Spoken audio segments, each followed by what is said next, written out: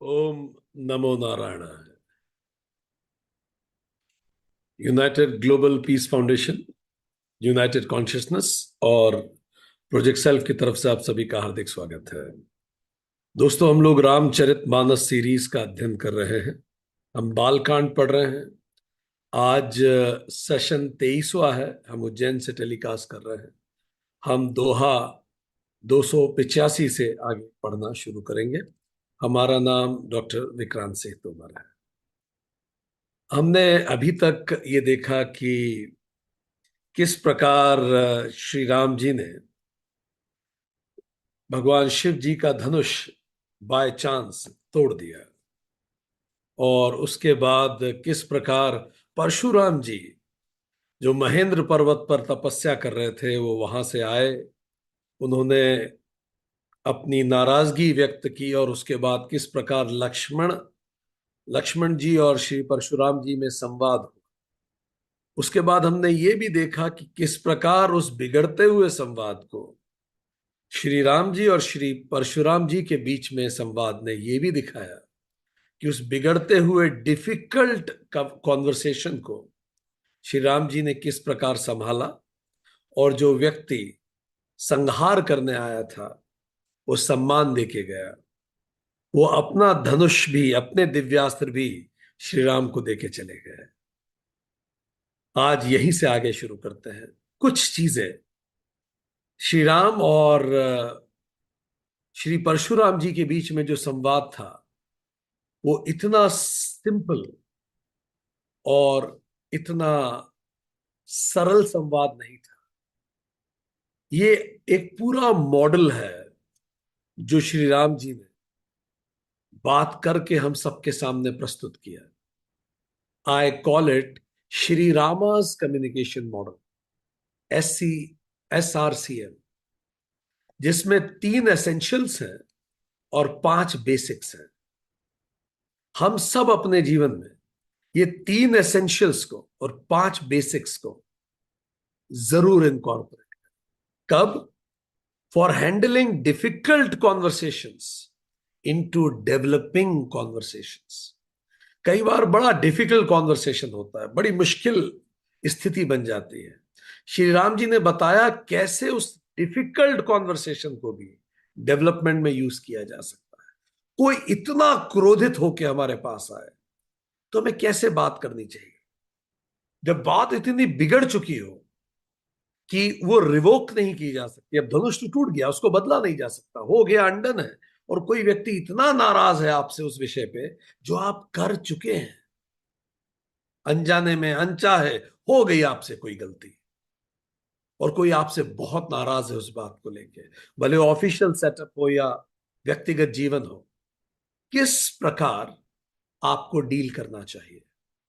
तो श्री राम ने बताया कि कुछ बेसिक्स हैं। पहला, इमोशनल मिररिंग कीजिए।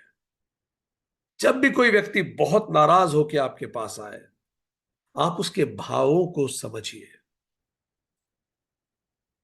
उसकी इमोशंस को मिरर कीजिए। अगर वो बहुत परेशान है तो आप कहिए कि मैं आपकी परेशानी समझ सकता हूं। उसी भावना के स्तर पे जाइए। It is called emotional mirroring. कोई व्यक्ति बहुत दुखी है और हम मुस्कुरा रहे हैं, ऐसे नहीं चल पाएगा। इमोशन को मिरर करना पड़ेगा। दूसरा, एग्रीएबलनेस। हर संवाद की शुरुआत उन विषयों पे होनी चाहिए जहां एग्रीएबलनेस हो। हर चीज में कुछ तो बेसिक सहमति है, उन पॉइंट से बात शुरू करनी चाहिए जहां सहमति हो, और रादर सबसे पहले सहमति ही दिखाना चाहिए, एग्रीएबलनेस। जैसे ये कहना कि नहीं, जहां से आप देख रहे हैं आप बिल्कुल सही कह रहे हैं, आपकी बात ठीक है। जब कोई व्यक्ति शुरू में एग्री करता है तो संवाद खुलता है, भले बाद में वो जाके डिसएग्री कर जाए, पर शुरू में एग्रीमेंट से सामने वाला शांत होता है। हम ग्रुप डिस्कशंस में देखते हैं, वो जो MBA में नहीं होते ग्रुप डिस्कशंस, कैट के लिए, एंट्रेंस के लिए, तो एक पक्ष दूसरे पक्ष को बोलने का मौका ही नहीं देता। ये बच्चा बड़ा इलोक्वेंट है, ये बोल ही नहीं पा रहा, 3 बार इसने मुंह खोला पर वो इतनी तेजी से इंग्लिश बोल रहा है या इतनी तेजी से भाषा बोल रहा है कि वो सामने वाला बात ही नहीं रख पा रहा। तो उसने हमसे पूछा अभी कि सर क्या करूं, मुझे बोलने का मौका ही नहीं मिलता। तो हमने उन्हें सलाह दी आप एग्री हो जाइए।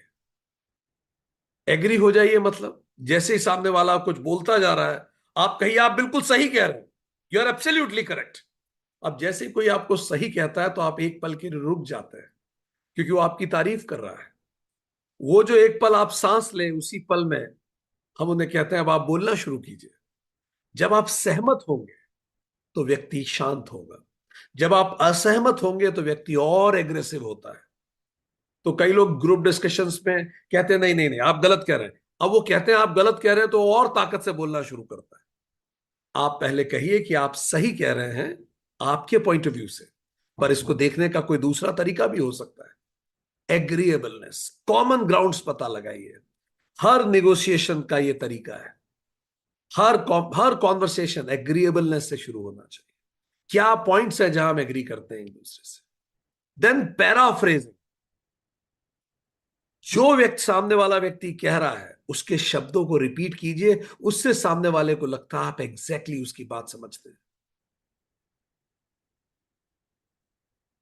प्रयास ये कीजिए शब्द भी उसी के हो, उससे उसे महसूस होता है आप तुरंत उसकी बात समझ गए। पैराफ्रेजिंग, अब शब्द उसके होने का तात्पर्य ये नहीं है कि पूरी ही बात वैसी हो, आप थोड़ा मेलो डाउन कीजिए बात को। हमने शायद पहले आपको बताया भी था, हमने पैराफ्रेजिंग पढ़ाई थी कि किस प्रकार पैराफ्रेजिंग की जाती है। तो एक बार एक अधिकारी का फोन आया हमारे पास, तो उसने बोला सर पैराफ्रेजिंग काम नहीं करता। तो हमने उससे पूछा कैसे काम नहीं करते। तो उन्होंने कहा साहब मेरी पत्नी ऑफिस से बड़ी दुखी होकर लौटी, उसने कहा कि यार मेरी जिंदगी बर्बाद है, मेरी तो कुंडली पे ही नाग बैठा है, मेरा जीवन में कुछ नहीं हो सकता। तो मैंने उसके कंधे पे हाथ रख के पैराफ्रेजिंग की, मैंने कहा तू बिल्कुल ठीक कह रही है, तेरी जिंदगी ही बर्बाद है, मैं तुझे इतने साल से जानता हूं, तेरा कुछ हो नहीं सकता। ठीक, ये पैराफ्रेजिंग नहीं है। ठीक, अगर आपका दोस्त आपके कंधे पे हाथ रख के बोले यार कि मेरी किस्मत में यश नहीं लिखा, इसका मतलब ये नहीं है आप भी उसके कंधे पे हाथ रख के बोले तू बिल्कुल ठीक कह रहा है, तेरी किस्मत में यश है ही नहीं। ठीक, वो डिप्रेशन में होगा तो डिजास्टर में चला जाएगा। इसको पैराफ्रेजिंग नहीं कहते। अगर कोई नेगेटिव बोल रहा है तो उसको मेलो डाउन कीजिए। अगर कोई कह रहा है मेरी मेरी किस्मत में यश ही नहीं लिखा, तो आप कहिए कि मैं देख सकता हूं कि किसी बात को लेके तुम परेशान हो, यह है पैराफ्रेजिंग। या तुम्हें ऐसा लगता है कि किसी चीज के लिए तुम्हें ड्यू क्रेडिट नहीं मिला, यह है पैराफ्रेजिंग। भाव की भी फ्रेजिंग पैराफ्रेजिंग। आगे बढ़ेंगे। पोलाइटनेस, ये बेसिक्स हैं, ये करना ही है हर कॉन्वर्सेशन। अगर आप चाहते हैं बात बने, बी पोलाइट। पोलाइट हम कैसे होते हैं?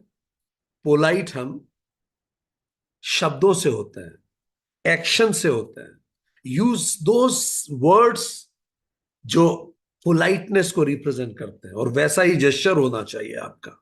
ठीक, अलाइनमेंट, आपका जो आप कह रहे हैं और जो आपके शरीर का बॉडी लैंग्वेज है वो अलाइंड होना चाहिए। कई लोग कहते हैं चलिए इनसे सॉरी बोलिए, हाँ सॉरी। अब ना आपके चेहरे पे सॉरी का भाव है, ना आपकी टोन, ना पिच है sorry. Fine, your word should align with your gestures. भाव, भंगिमाएं और शब्द अलाइंड होने चाहिए। ये 5 बेसिक्स हैं राम जी ने सिखाया हमें। Emotional mirroring, agreeableness, paraphrasing, politeness and alignment. फिर 3 एसेंशियल्स क्या है? पहला इमोशंस, धैर्य होना चाहिए किसी भी conversation. Relating with other person emotions with patience.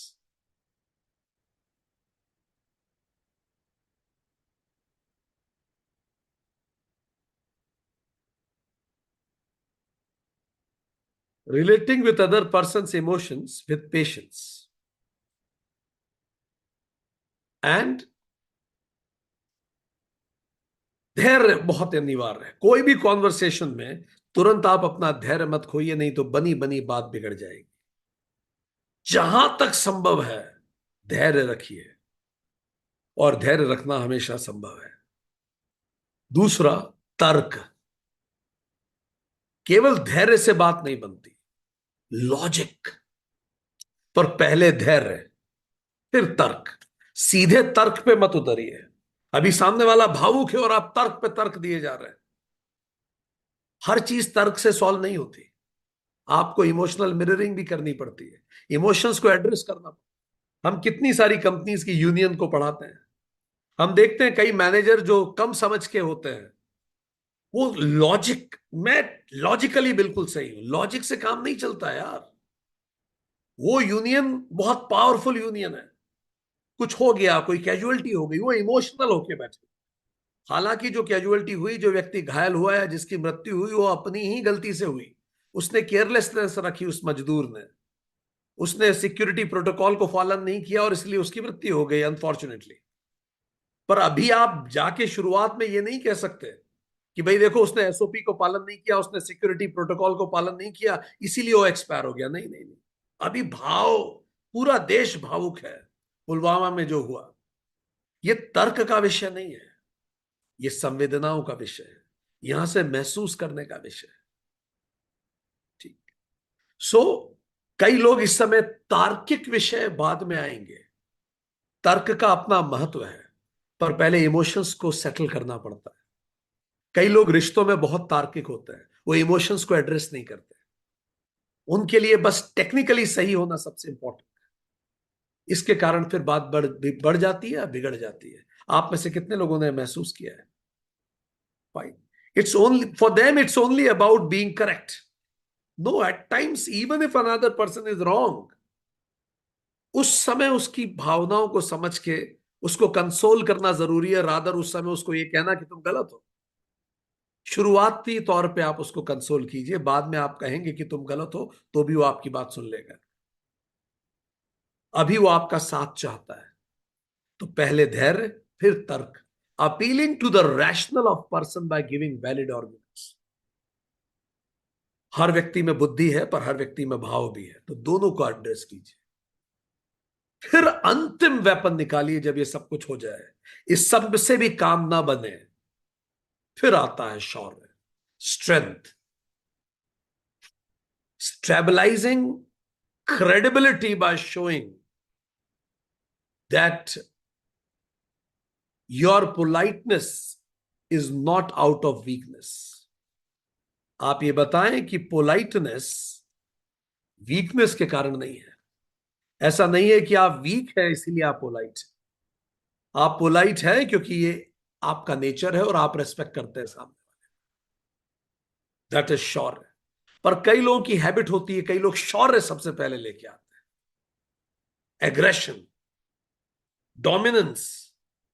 किसी भी चर्चा में चर्चा बिगड़ जाती है।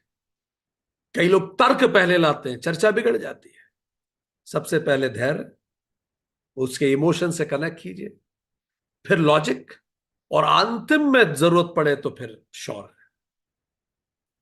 जैसे आप लीडर हैं किसी मीटिंग में, यू आर द बॉस, सबसे पहले आप सबकी सुन लीजिए, धैर्य। सबने अपनी अपनी बात रख दी, उसके बाद आप कहिए कि नहीं मैं आपकी बात समझ सकता हूं, आप लोगों को इस बार इंक्रीमेंट मिलना चाहिए, जैसे आप कह रहे हैं महंगाई बढ़ रही है, ये हो रहा है, वो हो रहा है। ये धैर्य है। फिर देन गिविंग तर्क। तर्क इज कि भाई हमारी कंपनी ने ये परफॉर्म किया है, हमारा ओवरऑल एक्सपेंसेस ये है, हमारी अभी स्थिति ये है, ये लॉजिक। और अंतिम में जब आप लॉजिक देके जो प्रपोजल रख रहे हैं वो बात भी नहीं मानी जा रही, अंतिम में शौर्य प्रदर्शन तो आपके हाथ में कि देखो जो कह दिया होना वही है। वो अंतिम में अंतिम बात है। चलिए देखें श्री राम ने इसको जिया कैसे। अब एक एक प्रिंसिपल को आप देखिए। It will help us to improve our interpersonal relationships. 276:1-2, वो शुरुआत कैसे करते हैं? जैसे ही परशुराम जी आते हो कहते हैं नाथ कृपा करें। एग्री कैसे करते हैं? वो 5 बेसिक्स याद कीजिए। ठीक, वो उनके इमोशंस को फॉलो करते हैं। वो कह रहे हैं, अभी हम दिखाएंगे आपको कैसे वो एग्जैक्टली जो इमोशन पे परशुराम जी उसको फॉलो करते हैं, एग्री करते हैं। वो कहते हैं हाँ लक्ष्मण चपल है, वो खुद श्री राम जी लक्ष्मण को कहते हैं तो दूध मुंहा बच्चा है, श्री राम जी कह रहे हैं। वो कहते हैं आपका प्रभाव नहीं जानता। ये सब पैराफ्रेजिंग कर रहे हैं, बेसमझ है। ये पैराफ्रेजिंग कैसे, जरा देखिए। ये सामने जो आपके राइट हैंड पे आ रहा है, ये परशुराम जी के वाक्य। उन्होंने कहा कि मैं तुझे बालक जान के नहीं मार रहा मूर्ख लक्ष्मण। वो कह रहे हैं ये बालक है, बार बार कह रहे हैं समझाओ इस बालक को। तो रामचंद्र जी भी क्या कह रहे हैं, हाँ ये दूधमुहा बालक है, छोटा सा बच्चा है। पैराफ्रेजिंग, उन्हीं के शब्द फिर से रिपीट कर रहे हैं ताकि एग्रीएबलनेस बढ़ाई जा सके, उनके इमोशन से रिलेट कर रहे हैं। और देखिए वो कह रहे हैं अगले उसमें, अरे दुष्ट तूने मेरा स्वभाव नहीं सुना। परशुराम जी लक्ष्मण को कह रहे हैं। तो पैराफ्रेजिंग में देखिए श्री राम जी भी कहते हैं ये आपका प्रभाव नहीं जानता प्रभु। परशुराम जी कह रहे हैं ये बिल्कुल उद्दंड मूर्ख और निडर है। देखिए तीसरे में अंतिम शब्द पढ़िए, श्री राम जी भी कह रहे हैं ये बेसमझ है। तो श्री राम जी पैराफ्रेजिंग कर रहे हैं, पोलाइटनेस रख रहे हैं और एग्री कर रहे हैं। शुरू में ही कह रहे हैं नहीं लक्ष्मण की गलती है, कोई बात ही नहीं है। वो दुधमुहा बच्चा है, आपके प्रभाव को नहीं जानता, बेसमझ है, चपल है। देखिए कितने सारे 12 शब्दों का प्रयोग करते हुए एड्रेस करते हुए परशुराम जी को कहते हैं नाथ, मतलब ही सरेंडरिंग हिमसेल्फ। आप नाथ किसी को क्या, किसको कहते हैं, जिसके सामने आप सरेंडर करो। तो राम जी परशुराम जी को पोलाइटनेस एंड ह्यूमिलिटी की पराकाष्ठा देखिए। श्री राम जी कह रहे हैं परशुराम जी को, हे नाथ, means I surrender to you, कृपा करें, आई सीक योर रिसोर्ट। आप पिता हैं। वो कह रहे हैं पिता और गुरु नाराज नहीं होते, बच्चों की गलतियों को माफ कर देते हैं। वो कह रहे हैं आप पिता हैं, इनवोकिंग कंपैशन। जैसे पिता बच्चे को माफ करता है, आप माफ कर दीजिए। वो शब्द बोल रहे हैं राम जी, जो शब्द एक विशेष भाव परशुराम जी के अंदर उठा रहा है। कह रहे हैं प्रभु, इन्वोकिंग हिज डिवाइन सेल्फ, याद दिला रहे हैं प्रभु हम तो एक ही हैं। समदर्शी, इन्वोकिंग हिज जस्टिस, जो सबको एक जैसा देखता है। सुशील कह रहे हो, ये शब्द श्री राम जी ने परशुराम जी के लिए यूज किया, हम पढ़ चुके हैं पिछले सच। सुशील, इन्वोकिंग हिज पोलाइटनेस। धीर, इन्वोकिंग हिज पेशेंस। उनके अंदर वो सारी क्वालिटीज को इन्वोक कर रहे हैं। जैसे आप किसी को कहते हैं कि नहीं आप तो बड़े ज्ञानी हैं, तो फिर ये बात समझिए ना प्लीज। अब आप कह रहे हैं आप बड़े ज्ञानी हैं, तो आप क्या कर रहे हैं, उसको याद दिला रहे हैं उसके ज्ञान की। इससे वो आपकी बात को और संजीदा से समझने का प्रयास करेगा। सर आप इतने ज्ञानी हैं सर, या आप इतनी समझदार हैं, इस विषय को भी प्लीज समझने का प्रयास करें। गुरु, उन्होंने कहा इन्वोकिंग द गुरु इन हुम, गुरु क्षमाशील होता है, माफ कर देता है। सुजान, यू नो एवरीथिंग, आप सुजान हैं, आप सब जानते हैं। फिर से उनको याद दिला रहे हैं आप उस अद्वैत को जानते हैं जिसमें मैं और आप एक है। संत, इन्वोकिंग फॉरगिवनेस, संत क्षमा कर देते हैं। मुनिराज, इन्वोकिंग गुडनेस। ऐसे 12 एडजेक्टिव से उन्होंने परशुराम जी को एड्रेस किया। जो बेसिक्स हैं वो पूरे पालन कर रहे हैं। ठीक, अब आगे रामचंद्र जी ने दोनों हाथ जोड़ के विनय के साथ कोमल और शीतल वाणी बोली। ध्यान दीजिए, वर्बल और नॉन वर्बल कम्युनिकेशन अलाइंड है। वो बोलने में जितने शीतल हैं उतने ही हाथ जोड़ के झुक भी रहे हैं। ऐसा नहीं है कि चेहरा तो शरीर तना हुआ है, एरोगेंस बिहेवियर, शब्द पोलाइट हैं पर चेहरे पे एरोगेंस है। उनका चेहरा, उनकी भाव भंगिमा बिल्कुल उससे अलाइन हो रही है। अलाइनमेंट का प्रिंसिपल राम जी पालन कर, हाथ जोड़ के अत्यंत विनय के साथ झुके हुए हैं। वो कह रहे हैं बालक की बात पर कान मत दीजिए। ये बालक शब्द किसने कहा, पैराफ्रेजिंग, वही शब्द चूज कर रहे हैं ताकि परशुराम जी को लग सके कि हाँ मैं रिलेट कर पा रहा हूं आपसे। अब लॉजिक पे आए वो, ये सारा इमोशनल पोलाइटनेस, ह्यूमिलिटी, ये सब करके जब परशुराम जी थोड़ा सेटल हुए, अब वो लॉजिक पे आते हैं। आप ध्यान दीजिए, पूरा सीक्वेंस उस कॉन्वर्सेशन का पढ़ेंगे तो अब पहला लॉजिक देते हैं। पहला लॉजिक क्या है? वो आपका दोषी ही नहीं है, उसने तो धनुष तोड़ा नहीं। मैं हूं आपका दोषी, I am your culprit. He has done no wrong to you. बड़े और बालक का एक स्वभाव है, संत जन ने दोष नहीं लगाते। वो क्या कह रहे हैं? ते ही ना ही कुछ काज बिगाड़ा, अपराधी मैं नाथ तुम्हारा। अब लॉजिक लाइए, don't start with logic, let the emotion settle. आदमी सुनने को तैयार होगा, अब लॉजिक लाइए, वो तुरंत कनेक्ट करेगा। फिर से emotion, look the sandwich of logic emotion, logic emotion. फिर वो क्या कह रहे हैं? गलती तो मेरी है, अब क्या करूं? वो कह रहे हैं कि आपको जो करना है, कृपा कोप बदु बंदव गुसाई, मोकर करई दास की नाई। I am ready for any punishment you decide.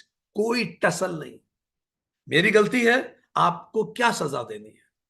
कृपा कर दें, क्रोध कर दें, बांध ले, मार डालें। ठीक, वो क्या कह रहे हैं? मोक पर करई दास की नाई, मैं दास हूं आपका। इमोशंस, ऊपर लॉजिक है, फिर इमोशन है। I surrender to you. अब ऐसे व्यक्ति से आप कैसे लड़ेंगे? अपने आप आपका गुस्सा सेटल होगा। फिर जब राम जी ये कह रहे हैं, बीच में लक्ष्मण जी फिर से टेढ़ी टेढ़ी निगाहों से देख रहे हैं, बीच में फिर बोल उठे, आपको याद है?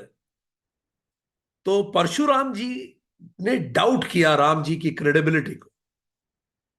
कहते हैं कि यार ये बताओ, तुम्हारे सामने उल्टा सीधा बोल रहा है मुझे, ठीक, और तुम्हारे चुप करने के भी बाद ऐसी टेढ़ी टेढ़ी निगाहों से देख रहा है, और उसके बाद भी उन्होंने कुछ कुछ शब्द बोले। तो उन्होंने राम जी को कहा, तू धोखेबाज है, गलती करता है फिर मुझे ज्ञान देता है, खुद ने ही गलती की और अब ज्ञान भी मुझे दे रहा है। ये भाई तेरे सामने जो बोल रहा है, तेरी सहमति से कटु वचन बोलता है, तू छल कर रहा है मेरे साथ, बातों को घुमा रहा है, तू शिवद्रोही है, और युद्ध कर, नहीं तो राम कहलाना छोड़ दे। अब क्रेडिबिलिटी को डाउट किया, कमजोर समझा श्री राम। पर जो इंफीरिटी कॉम्प्लेक्स से ग्रसित लोग होते हैं, उनको जरा सा कमजोर समझो तो एग्रेसिव हो जाता है। और श्री राम जी जैसे लोग स्टिल पेशेंस रखते हैं। अब वो उसका उत्तर अभी भी शौर्य से नहीं दे रहे हैं, फिर लॉजिक की बात कर रहे हैं। रामचंद्र जी ने कहा, गुनह लखन कर हम पर रोशु, कतहु सुधायु ते बड़ दोषु। गलती लक्ष्मण, गलत शब्द लक्ष्मण बोल रहा है, टेढ़ी टेढ़ी निगाहों से लक्ष्मण देख रहा है, अब शब्द लक्ष्मण बोल रहा है, और आप मुझे डांट रहे हैं। मेरी वो गलती हुई है, धनुष तोड़ना मान लिया, पर एक कटु वचन तो मैंने नहीं बोले। क्या मेरा सीधापन ही मेरा दोष है? लॉजिक देखिए, बिल्कुल तर्क की बात कर रहे हैं। क्रेडिबिलिटी को डाउट किया, पर स्टिल श्री राम जी लॉजिक से उत्तर दे रहे हैं। अभी भी शौर्य प्रदर्शन नहीं, कोई एरोगेंस नहीं, बस तार्किक क्वेश्चंस, पर फिर तुरंत इमोशन पे शिफ्ट हो जाते हैं। इस बात के बाद तुरंत कहते हैं कि हे प्रभु, हे मुनीश्वर, क्रोध छोड़ दीजिए, नहीं तो मेरा सर प्रस्तुत है। वो कह रहे हैं युद्ध कर राम से, वो कह रहे हैं मैं दास हूं आपका। दास और स्वामी में काहे का युद्ध? दास के साथ जैसा व्यवहार आपको करना है करिए, अगर आपको लगता है मेरी गलती है तो संहार कर दीजिए मेरा, पर एक क्रोध को त्याग दीजिए, ब्राह्मण श्रेष्ठ। Emotions with politeness, logic emotion, again logic.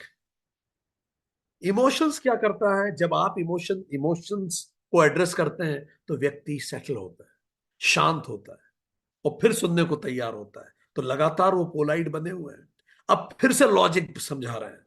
देखिए, the sandwich of logic emotion, logic emotion, logic emotion. कह रहे लक्ष्मण ने आपकी के वीरों जैसा क्षत्रिय वेश देखकर आपको क्षत्रिय समझ लिया। परशुराम जी को देख के पहली दृष्टि में कोई भी उन्हें क्षत्रिय समझेगा। उन्होंने कहा, लक्ष्मण ने आपका नाम तो सुना था, पर आप एकदम से क्षत्रिय की तरह सामने आ गए, तो वो आपके शस्त्रों के कारण नहीं पहचान पाया। आपके राइट में उस सारी चौपाइयां लिखी हैं, सारे दोहे लिखे हैं। उसने अपने वंश के अनुकूल उत्तर दिया आपको, जैसे एक क्षत्रिय दूसरे क्षत्रिय को उत्तर देता है। यदि आप मुनि की तरह आते, राम जी कह रहे हैं, तो आपके चरणों की धूल को अपने सर पे रखता लक्ष्मण। पर अनजाने में नहीं समझ पाया, क्योंकि आपका वेश अलग था। देखिए, एब्सोल्यूट लॉजिक है और ये समझने जैसा लॉजिक है। परशुराम जी भी सोचने पे मजबूर हुए होंगे कि बात तो ठीक है, आप ब्राह्मण हैं और ब्राह्मण श्रेष्ठ हैं आप तो अत्यधिक आप में दया होनी चाहिए। यहां ब्राह्मण से तात्पर्य जन्म से नहीं है, ब्राह्मण से तात्पर्य वो जो ब्रह्म को जानता है। तो 6 लॉजिक उन्होंने दिए कि इस कारण लक्ष्मण नहीं पहचान पाया। अब लक्ष्मण ने जो शब्द बोले उसका उत्तर दे रहे श्री राम जी। और जब श्री राम जी ने ये कहा, उसके बाद फिर से इमोशन। देखिए कितना सैंडविच, लॉजिक देते हैं पर तुरंत इमोशन से उस लॉजिक को सेटल होने का टाइम देते हैं। वो कहते हैं, और हमारी और आपकी तो कोई बराबरी नहीं प्रभु। आप मस्तक हैं, हम तो चरण हैं। आप परशुराम हैं, हम केवल राम हैं। हम में एक गुण है, आप में 9 गुण हैं। हम तो आपसे हर प्रकार से हारे हैं। हमारे अपराधों को क्षमा कर दीजिए, उसके कटु शब्दों को क्षमा कर दीजिए, मेरी गलती क्षमा कर दीजिए। हे देव, हे विप्र, हे स्वामी। विप्र जो शास्त्रों को जानता हो, जो स्वयं को जानता हो। देव जो देने वाला हो। स्वामी जिसके सामने हम सरेंडर करते हैं। तो लॉजिक एंड इमोशन, कई लोग शुद्ध लॉजिक पे चलते हैं, वो रिलेशनशिप को खो देते हैं। कई लोग शुद्ध इमोशन पे चलते हैं, वो समाधान नहीं निकाल पाते हैं, या टेम्पररी समाधान निकलता है। पर राम जी लॉजिक और इमोशंस को कॉम्बिनेशन करते हैं। पर परशुराम जी ये सुन के अभी भी कन्विंस, क्योंकि लक्ष्मण जी फिर टेढ़ी निगाहों से देख के कुछ कहते हैं। तो आधा कॉन्वर्सेशन तो लक्ष्मण जी बिगाड़ते रह रहे हैं पूरे समय, नहीं तो ये कॉन्वर्सेशन खत्म ही हो जाता अभी तक। पर शायद दोनों भाई मिलके मॉडल प्रस्तुत करना चाहते हैं, कॉन्वर्सेशन कितना ही डिफिकल्ट हो, इस मॉडल से 3+5 मॉडल से समाधान हो सकता है। और नाराज होकर परशुराम जी कहते हैं, लक्ष्मण जी फिर बोल उठते हैं, कहते हैं तू मुझे मुनि बोल रहा है, विप्रबल बोल रहा है, पर तू तेरे भाई के समान ही टेढ़ा है। तुम दोनों मिलके मेरे साथ गड़बड़ कर रहे हो। ठीक, तू मुझे ब्राह्मण समझता है, तू मेरे क्रोध को नहीं जानता। ऐसे खत्म कर दूंगा सबको, तो वो कह रहे हैं परशुराम जी, करोड़ों को खत्म किया मैंने। मैं तो यज्ञ में आहुति देता हूं क्षत्रियों की, तू मेरा स्वभाव नहीं जानता। ऐसा एक धनुष तोड़ लिया तो ऐसा अहंकार हो गया तो। और नाराज हो गए वो श्री राम। श्री राम जी पोलाइट बोलते चले जा रहे हैं और ये नाराज होते चले जा रहे हैं। अब जब वो फिर से नाराज हुए, सारे इमोशंस यूज हो गए, सारे लॉजिक जितने थे वो दे चुके हैं। और इसके बाद भी परशुराम जी कह रहे हैं कि तू झूठ बोल रहा है, अहंकारी है, छल कर रहा है। अब अंतिम वेपन यूज करने से पहले फिर से लॉजिक उन्होंने यूज किया, एक बार और प्रयास किया श्री राम। कृपा विचार करके देखिए, एक बार श्री राम जी ने कहा कि प्रभु एक बार सोच के देखिए, मेरी भूल छोटी थी, पर आप बहुत ज्यादा क्रोध कर रहे हैं उस हिसाब से। धनुष पुराना था, ये आप जानते हैं, मेरे छूते ही टूट गया। मैं तोड़ना नहीं चाहता, मेरे अभिमान का कोई कारण नहीं, बाय चांस हुआ मुझसे, छोटी सी भूल की इतनी बड़ी सजा ना दे प्रभु। फिर से लॉजिक। पर अब श्री राम जी ने उस लॉजिक के बाद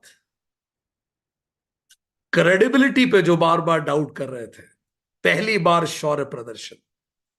उन्होंने कहा आप ब्राह्मण हैं, आप ब्रह्म को जानते हैं, इसीलिए मस्तक आपके समक्ष झुका है। अब देखिए टोन बदल रही है। अन्यथा ब्रह्मांड में ऐसा कौन योद्धा है जिसके सामने डर के हम सर झुका दें। ऐसा कोई देवता, दैत्य, राजा या सेना हमारे बराबर हो या हमसे अधिक बलवान हो, और वो हमें युद्ध में ललकारे जैसे बार बार ललकार रहे हैं, तो स्वयं काल ही क्यों ना हो, हम उससे प्रसन्नता से भीषण युद्ध करेंगे। मतलब उस युद्ध में हमारी मृत्यु ही क्यों ना होने वाली हो, हमें पता है, तो भी खुश होकर लड़ेंगे, जो आप बार बार ललकार रहे हैं।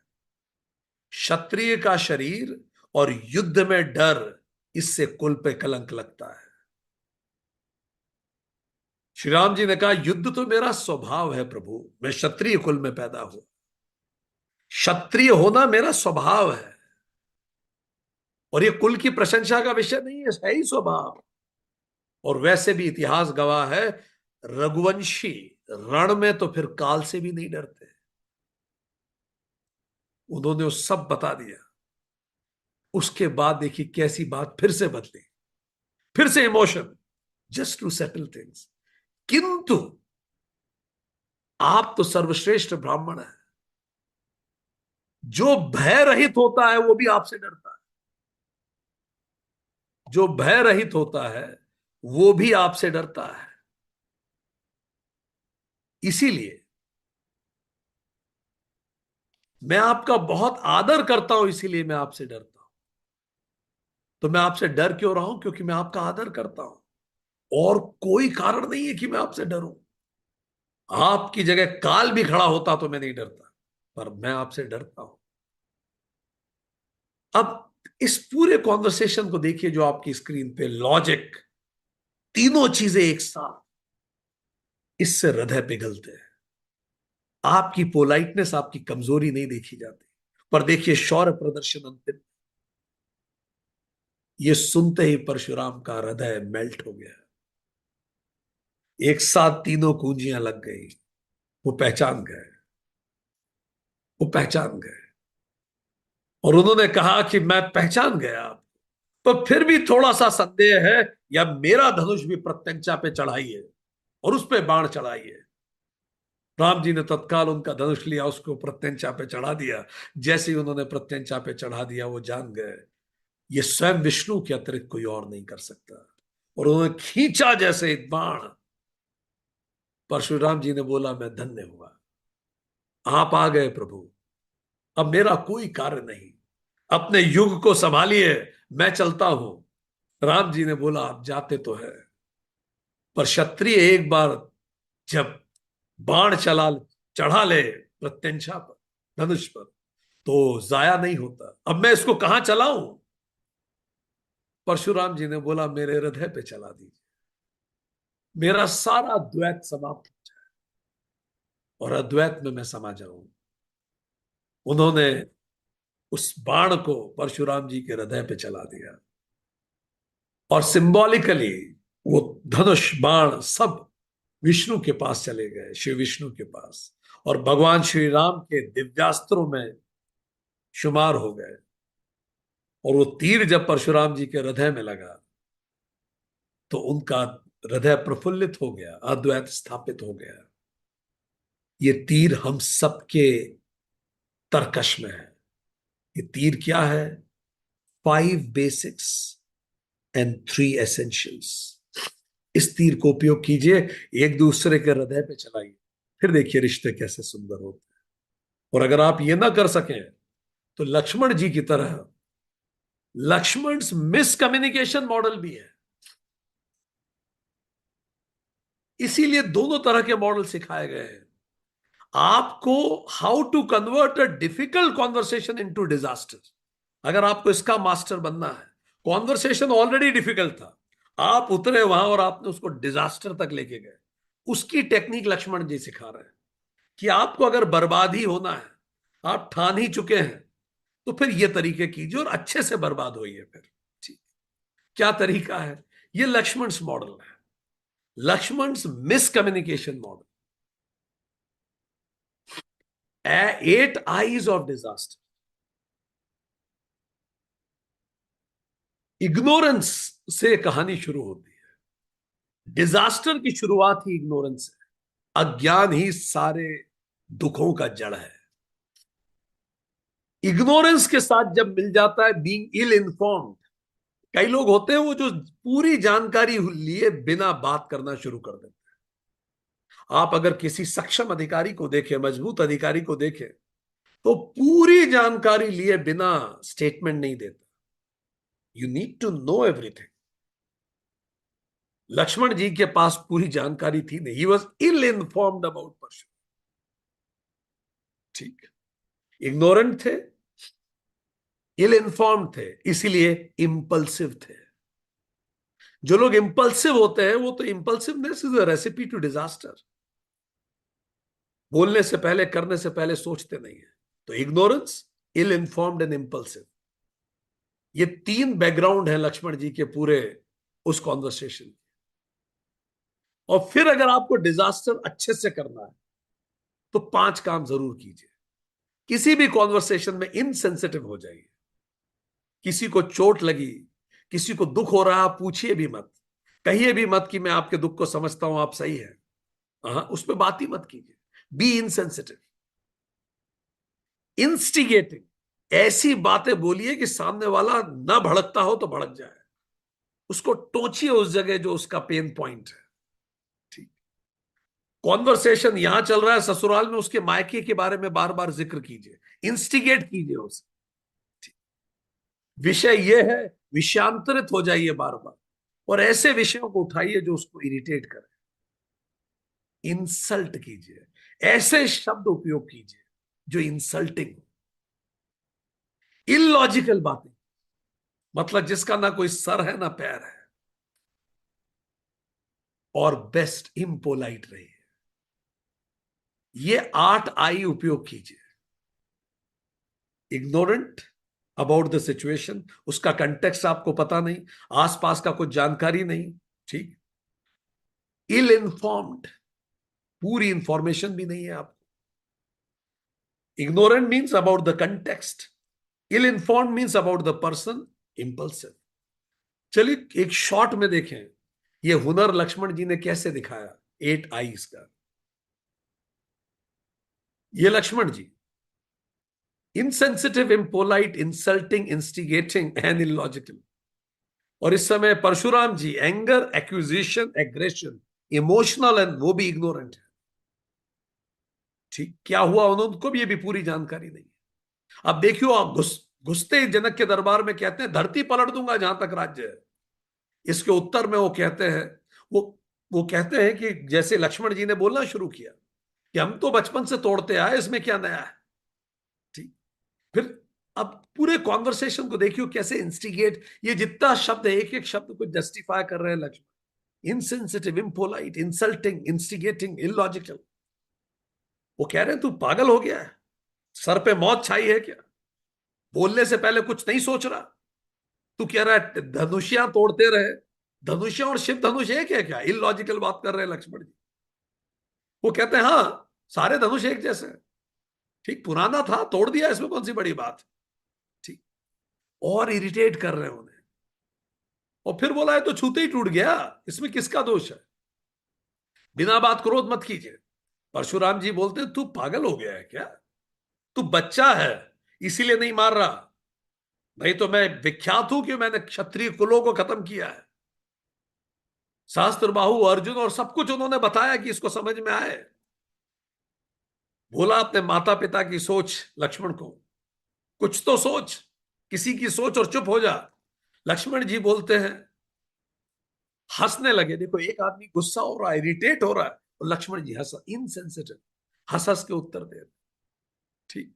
आप बड़ा योद्धा समझते हैं खुद को, मुझे कुल्हाड़ी दिखाते हैं। फूक से कोई पर्वत उड़ते हैं क्या, वो पर्वत है और परशुराम जी फूक है। ठीक। और ये कुल्हाड़ी उड़ाली से हम नहीं डरते, बचपन से खेलते हुए बड़े हुए, इन सब चीजों को हटाइए एक तरफ। This is how he speaking. ठीक। आप यज्ञोपवीत पहने आए हुए हैं, मैंने अभी आपका यज्ञोपवीत नोटिस किया, ब्राह्मण कुल के लगते हैं, इसीलिए आप कुछ कह नहीं रहा। ठीक। अन्यथा कोई और सोचता तो पता नहीं क्या होता। और उन्होंने कहा कि आप तो यूं ही है, अस्त्र शस्त्र लेके चल रहे हैं, आपके तो शब्द इतने कड़वे हैं, उन्हीं से मार दीजिए आप दूसरों को। ठीक। और अगर फिर भी आपको बुरा लगा हो तो आई एम सॉरी, इस तरह से विदाउट नो अलाइनमेंट, आप बुरा लगा हो तो सॉरी, ठीक है, काइंड। फिर वो परशुराम जी को क्या, विश्वामित्र को कहते हैं ये तो बड़ा कुटिल और कुबुद्धि है, इसमें अकल नहीं है, ये कलंक है अपने कुल को पूरा, मूर्ख है, उद्दंड है, ये तुरंत खत्म कर दूंगा मैं इसे, अभी भी समझा लो इसको विश्वामित्र।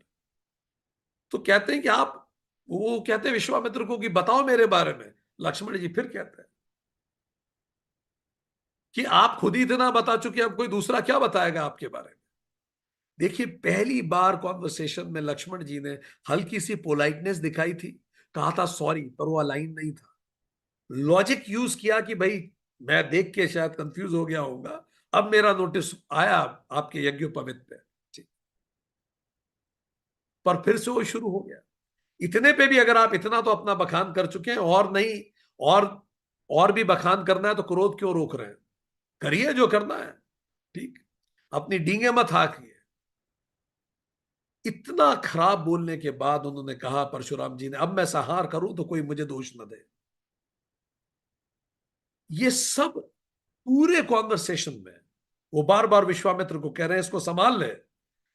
ठीक। पर लक्ष्मण जी चुप ही नहीं हो रहा। आप देखिए, एक एक चीज बीइंग इनसेंसिटिव, हम अलग अलग से नहीं बता रहे, पर आप देखेंगे यही सारी बातें रिपीट हो। ठीक। लक्ष्मण जी ने कहा, आप देखिए कहां इंस्टिगेट कर रहे हैं। हाँ, आपके माता पिता की कहानी मुझे याद आ गई है, कैसे आपने अपनी माता की हत्या की थी, सब पता है मैं आपके बारे में। वो पेन पॉइंट्स पुश कर रहे हैं। अब बात उनके माता पिता की नहीं चल रही है, bringing those points, unnecessary instigation. ठीक। और गुरु का ऋण रह गया था आपके, भगवान शिव आपके गुरु हैं, वो हमारे मत्थे मरना बचा था, वो जो गुरु का ऋण था, ब्याज भी बहुत चढ़ गया होगा, उतार लीजिए। Look at the conversation. इतने कड़वे वचन सुन के उन्होंने फिर उठाया फरसा, और उन्होंने कहा कि देखिए, उन्होंने कहा कि अब द पॉइंट इज, ये पूरे कॉन्वर्सेशन को अगर आप देखें तो लक्ष्मण जी इस conversation is all about instigating, impolite, insulting, insensitive and illogical. So life is a choice. आप किस दिशा में कॉन्वर्सेशन को ले जाना चाहते हैं? ठीक। आपके पास दोनों मॉडल है, हमारे ही अंदर लक्ष्मण है, हमारे ही अंदर राम है। और प्रोबेबली जानबूझ के इस दोनों तरह के कॉन्वर्सेशन को सामने रखा गया। वाल्मीकि रामायण में लक्ष्मण जी और परशुराम जी के इस विवाद का विशेष जिक्र नहीं है। धन्य हो तुलसीदास जी, जिन्होंने इस पूरे कॉन्वर्सेशन को व्यवस्थित रखा, ताकि आधुनिक पीढ़ी ये जाने कि डिफिकल्ट कॉन्वर्सेशन को कैसे डील किया जाता है। ये जो मॉडल अभी आपके सामने प्रस्तुत किया, ये यूनाइटेड कॉन्शियसनेस द्वारा डेवलप्ड मॉडल ही है। और अब समय आ गया है कि हम अपने शास्त्रों से मॉडल्स निकालें, उनको अपने जीवन में लें, उनको जीवन में उपयोग करें, क्योंकि इन मॉडल्स के साथ हम बचपन से बड़े हुए, इन मॉडल्स को हम रिलेट कर सकते हैं। इसीलिए एक जमाने में गांव गांव की चौपालों पर राम राम कथा कही जाती थी। ऐसे ही तो लोग सीखते थे, तब कोई पर्सनालिटी डेवलपमेंट प्रोग्राम थोड़ी होते थे, कोई ग्रूमिंग क्लासेस तो चलती नहीं थी उस जमाने में। तो फिर कैसे होता था? इसी तरह से हम सीखा करते थे। गांव गांव की चौपालों में हजारों सालों से राम कथा कही, और राम कथा में राम जी के आदर्शों को पालन करते हुए इस देश ने अपने आप को विकसित किया। चलिए आगे बढ़ते हैं। तो इस कॉन्वर्सेशन के बाद परशुराम जी तो चले गए, और परशुराम जी के जाते ही कहा, मुनि सुनु नरनाथ प्रवीणा, रहा विबाहु चाप अधीना, टूट ही धनु भयउ भी अब विबाहु, सुर नर नाग विदित सब काहू। तो मुनि ने कहा कि हे नरेश सुनो, ये विवाह तो धनुष के अधीन था। धनुष टूट गया मतलब विवाह हो गया। देवता मनुष्य नाग सबको ये बात पता है। इसलिए अब आप क्या कीजिए, उनके जो गुरु हैं वो बता रहे हैं जनक जी को अब क्या करना चाहिए। वो कह रहे हैं, तदपि जाई तुम करहु अथ, अब जथा बंस व्यवहारु, बूझी विप्र कुल बद्ध गुरु वेद विदित आचारु। अब क्या कीजिए, टेक्निकली तो विवाह हो गया है, पर प्रोसीजर ही इसे करना जरूरी है। इसीलिए अब तुम जाकर कुल जैसा व्यवहार करो, ब्राह्मणों कुल के बूढ़ों और गुरुओं से पूछकर, और वेद वर्णित जैसा आचार हो वैसा करो। तो व्यवहार करने के 5 आधार बता रहे हैं कुल गुरु जनक के। पहला, कुल परंपरा को ध्यान रखिए। कई लोग कंफ्यूज होते हैं कि सर ऐसी स्थिति में हाउ शुड बी बिहेव। तो 5 आधार रामचरितमानस आपको देती है। कभी भी आप कंफ्यूज हो, ऐसी स्थिति में आपको कैसे बिहेव करना चाहिए। पहला, कुल परंपरा क्या है आप उस पर ध्यान दीजिए। आपकी कुल की परंपरा के अनुरूप आपका व्यवहार होना चाहिए। दूसरा, विद्वानों से राय लीजिए क्या करना चाहिए। तीसरा, जो बुजुर्ग है घर में, उनसे राय लीजिए। चौथा, अपने गुरु से राय लीजिए। और पांचवा, शास्त्रों से राय।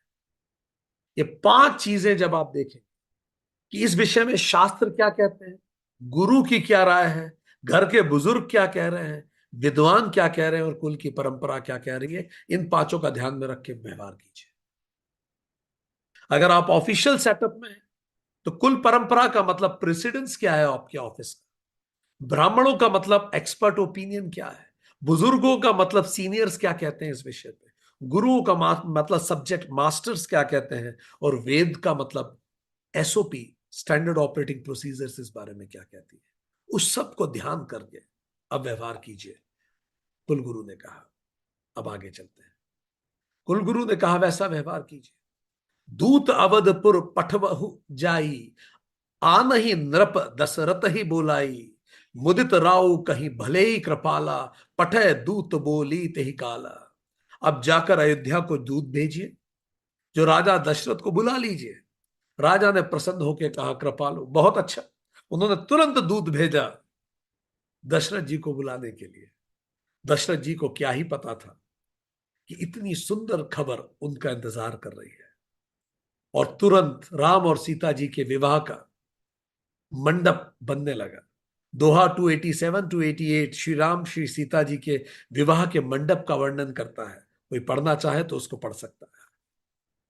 दोहा 289, बसही नगर जेही लक्ष्य करे, कपट नारी बरबेशु, तेही पुर के शोभा कहत, सकुचही सारद शेषु। जिस नगर में साक्षात लक्ष्मी जी सुंदर स्त्री का छुपकर भेष बनाकर बसती है, उस पुर की शोभा का वर्णन करने में तो लक्ष्मी जी और शेष भी सकुचाते हैं। बात चल रही है ऐसी अयोध्या नगरी जहां स्वयं लक्ष्मी जी चुपचाप रहती है।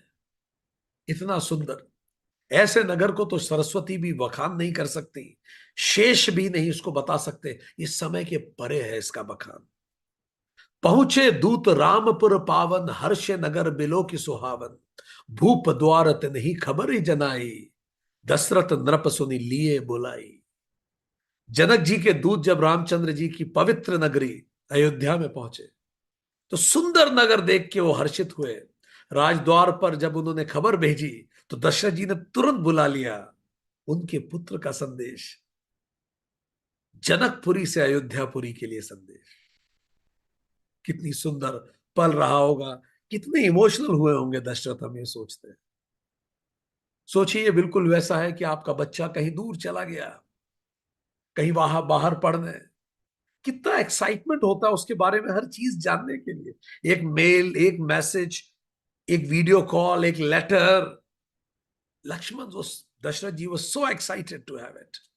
करी प्रणाम तीन ही, पाति दीन ही, मुदित महीप आप उठिली नहीं, बारी बिलोचन बांचत पाती, पुलक गाय गात आई भरी छाती। दूत ने प्रणाम करके जब चिट्ठी दी, तो राजा जी ने सारे प्रोटोकॉल छोड़ के खुद उठ के वो चिट्ठी ली। Look at how much emotional Dasharath was. चिट्ठी को पढ़ा उन्होंने, आंखों से आंसू टपकने लगे दशरथ। उस चिट्ठी पे खबर ही कुछ ऐसी थी। कल ही जो इधर उधर दौड़ते थे आंगन में, वो छोटे छोटे कदमों के साथ जिन्होंने कल चलना सीखा था, वो जो उनके कहने पे खाना नहीं खाते थे, वो जो इतनी शरारतें कहते थे, उनके करने पे, उनको उनके बुलाने पे आते नहीं थे श्री राम जी, जब वो छोटे थे, जिनके घुंघरुओं की आवाज से पूरी अयोध्या झूमी थी, वो छोटे से श्री राम जी, जो कुछ समय बाद उठ के रोज सुबह पैर छूने आते थे, रात को पैर दबाते थे पिताजी के। वो श्री राम जी इतने बड़े हो गए कि उन्होंने इतने राक्षसों का संहार कर दिया। उनकी शादी हो रही है। Dashrath became so emotional. How many of you can relate with it. कितने लोगों को कई बार लगता है कि ये बच्चे कब बड़े हो गए यार, और पता ही नहीं पड़ा, एज इफ कल ही तो यही कहीं दौड़ा करते थे। छोटी छोटी तुतलाते हुई बातें करते थे, आज इतने बड़े हो गए राम कि उनकी शादी हो रही है। रोम रोम खड़ा हो गया, रोम रोम झूम उठा। दशरथ जी का शरीर पुलकित हो गया, भावनाओं से छाती भर आई, सांस नहीं ले पा रहे थे दशरथ, इतने प्रसन्न। उनका छोटा सा राम अब दूल्हा बनने जा रहा था।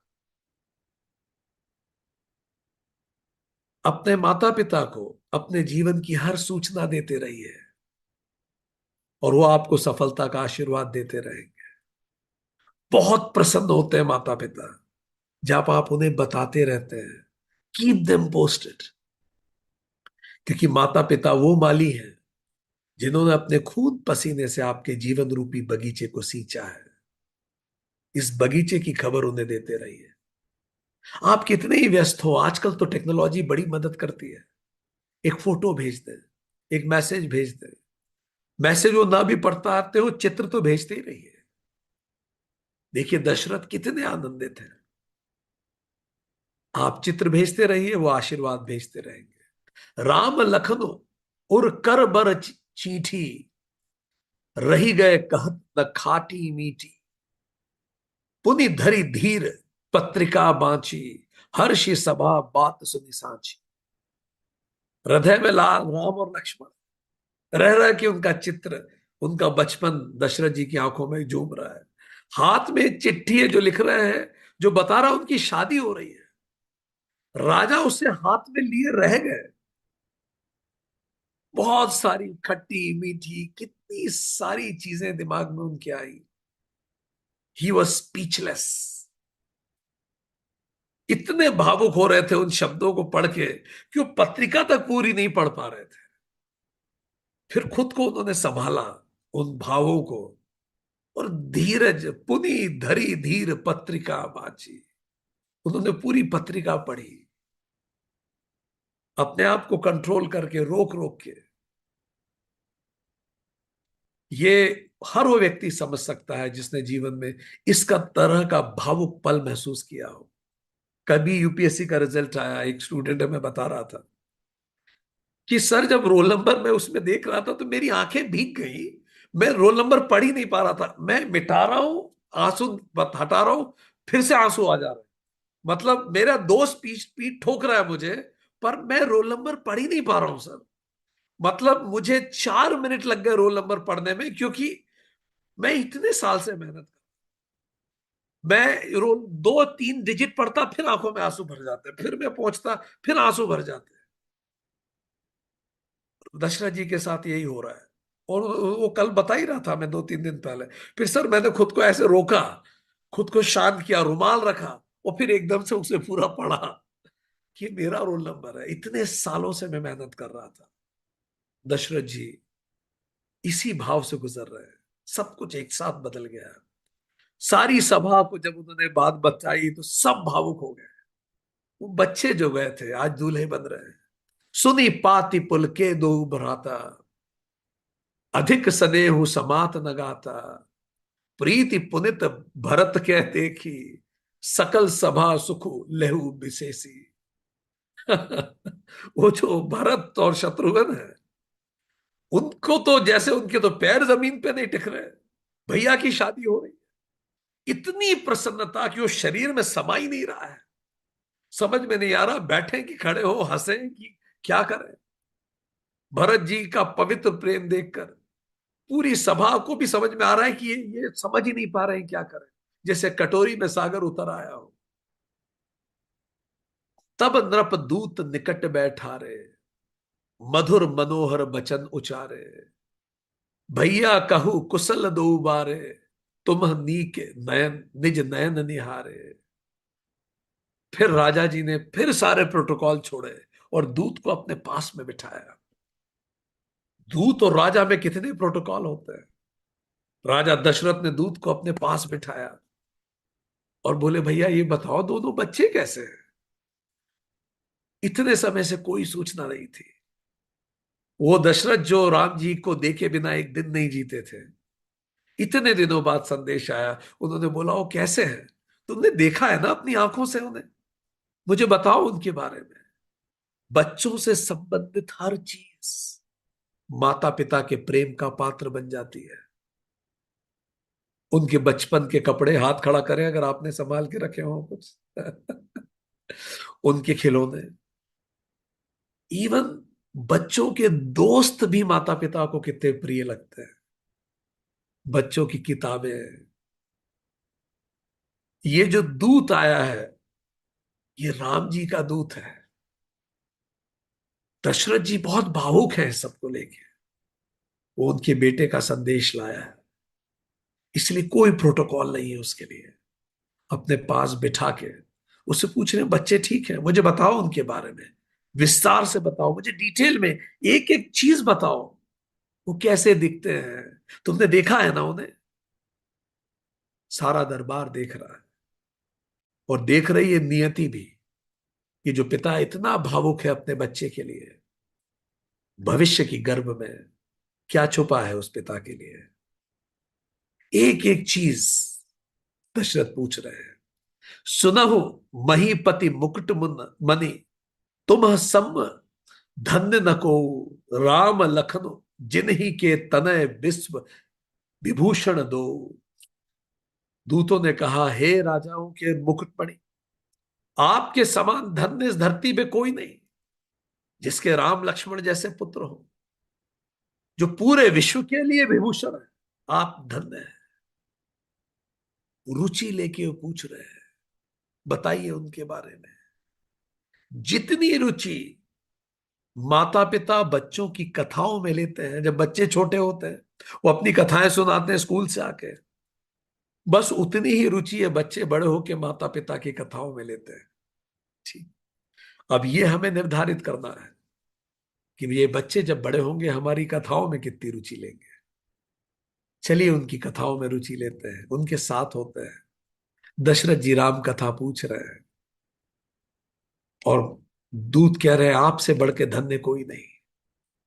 वो कह रहे हैं, पूछन जोग न तनय तुम्हारे, पुरुष सिंह तिहुपुर उजियारे, जिनके जस प्रताप के आगे, ससी मलीन रवि शीतल लागे। कोई पूछने की बात ही नहीं है, दूत कह रहे हैं। वो पुरुष सिंह है, तीनों लोक उनके प्रकाश से उजागर है। उनके यश के आगे चंद्रमा मलिन लगता है, और उनका ताप ऐसा, प्रताप ऐसा है कि उनके आगे तो सूरज भी शीतल लगता है, दूतों ने कहा। उन्होंने बताया कि कैसे पूरी जनक नगरी उन पे मोहित है। एक एक घटना वो सुना रहे हैं कि वो निकल गए थे पीले वस्त्र पहन के, तो सब झांक झांक के देख रहे थे। हर व्यक्ति छज्जे पे चढ़ गया था उन्हें देखने के लिए। सारी कथाएं वो सुना रहे हैं जनक को, और जनक सारे प्रोटोकॉल छोड़ के दूत के साथ बैठे हैं। पूरी सभा मोहित है, राम कथा वो सभा भी सुन रही है। छोटे से राम शादी कर रहे हैं। तीन कहा कही नाथ किमि चीन है, देख ही रवि की दीप कर लीन है। सिंह स्वयंवर भूप अनेका, सुमिठे सुभट एक ते एका। उन्होंने बताया कि वो कह रहे हैं कि आप कह रहे हैं कि कैसे पहचाना हमने उन दोनों को। सूर्य को हाथ में दीपक लेकर देखा जाता है, क्या दीपक से सूर्य कोई कोई देखता है?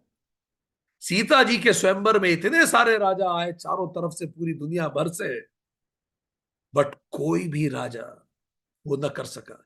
ये सूरज की तरह चमक रहे थे उन दियों के बीच में। शंभु सरासन काहू नटारा, हारे सकल वीर बरियारा।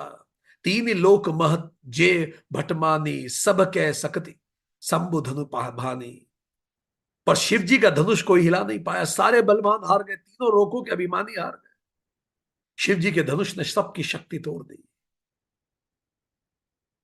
दूत सारी कथा सुना रहे हैं, दशरथ जी पलक झपकाए बिना एक एक पल जी रहे हैं। कल्पना कर रहे हैं राम जी कैसे महसूस कर रहे होंगे, कैसे किया होगा राम जी ने। जहां राम रघुबंश मणि, सुनऊ महा महिपाल, भंजेऊ ताप प्रयास बिनु, जिमी गज पंकज नाल। हे महाराज सुनिए, वहां जब सब लोग हार गए, तब रघुवंश के मणि रामचंद्र जी ने बिना प्रयास के शिव धनुष को तोड़ डाला। जैसे हाथी कमल की पंखड़ियों की डंडी, कमल की डंडी को तोड़ डालता है, इतना सरल था उनके लिए। सुनी सरोष भृगुनाय को आए, बहुत भांति तिनि आंख दिखाए, देखी राम बलु निज धनु धीना, करी बहु बिनय गवनु बन कीन्हा। धनुष टूटने की बात सुनकर परशुराम जी को क्रोध आ गया और वो भी आ गए। दशरथ जी की धड़कनें बढ़ गई। वो पलक झपकाए बिना हक्के बक्के सब कुछ सूझ रहे, इतना कुछ गुजर गया। दैत्यों से युद्ध हो गया, राम जी को प्रेम हो गया, शिव धनुष टूट गया, परशुराम जी से संघर्ष हो गया। दशरथ समझ नहीं पा रहे थे मेरा बच्चा ये सब कैसे कर पाया। फिर उन्होंने बताया बहुत प्रकार से परशुराम जी ने आंखें दिखाई, पर अंत में रामचंद्र जी का बल देख के वो अपना धनुष दे के चले गए। कहा उनको खत्म कर संहार करने आए थे, सम्मान देके अपने भी दिव्यास देके और वन को चले गए और कह के चले गए अब ये युग तुम्हारा है, हे राम अपने युग को संभालो।